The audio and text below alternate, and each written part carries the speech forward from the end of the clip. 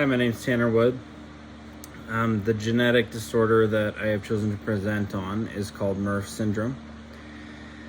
Murph syndrome is an acronym that stands for myoclonic epilepsy with ragged red fibers.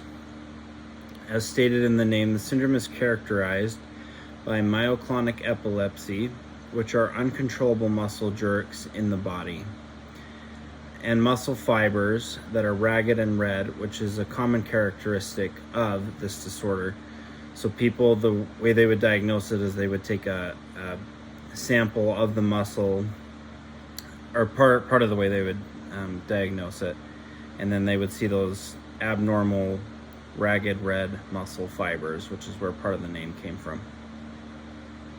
The syndrome is believed to be caused by a mutation in the mitochondrial DNA or the mtDNA. It is unclear how frequent Murph syndrome is in the population, as it is considered a group of conditions that fit within the diagnosis. This syndrome is only passed on by mothers and not by males. I will now share with you 3 ethical principles that should be considered when dealing with patients who have this disorder. The first I will discuss is autonomy. Often patients with this disorder have muscle jerks that may impede with their ability to eat or do activities of daily living. It is important for the nurse or the tech to ask the patient what they would like assistance with. Something I've noticed in my own nursing practice is that we can become too eager to jump in to help a patient when part of the goal of the patient, part of the goal of their overall health is to get them to be autonomous and help them to use or gain back whatever autonomy they can.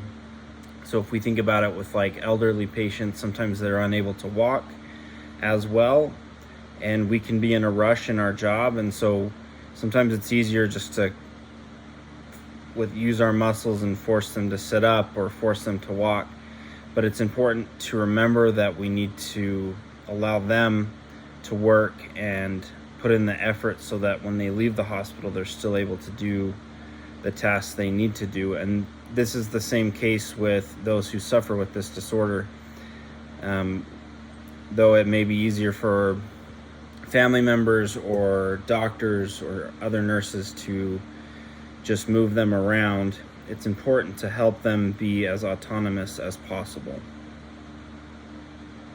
Second, along with activities of daily living, patients may need some assistance with bathing or toileting.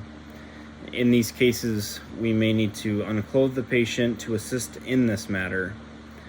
It is our primary role as a nurse or a caregiver to give as much dignity as possible.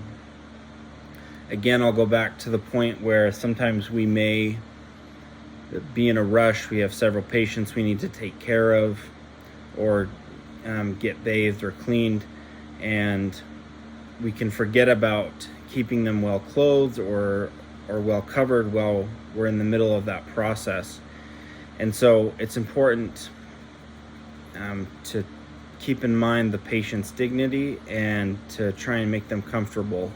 This would be the case with patients who have Murph disorder. We want to make sure that they have as much dignity as possible and make them comfortable as much as we can. And then the last one is beneficence, beneficence. Always do what we can to do what is best for our patients. We should have their interests and their best interests at heart when we do whatever we do with our patients. So if we're providing care for them, we should always try to do good and do no harm. Sometimes in the midst of us with our intentions being great, it may not be what's best for them. So we need to keep their thoughts and their desires and decisions in our mind as well. Thank you.